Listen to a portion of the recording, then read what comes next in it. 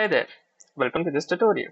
In this tutorial, I'm going to be showing you how you can change your default search engine to any other than Google on Google Chrome. Changing the search engine is actually very easy, so just follow the given steps. First, let's open up Google Chrome, then click on the three vertical dots and choose the settings option. Under the setting options, you can see the search engine tab. Click on it. Here you can see that the default search engine is currently Google. Simply click on the change button. And now you can see a number of various other engines of your choice. For example, let us select Microsoft Bing and click on select as default.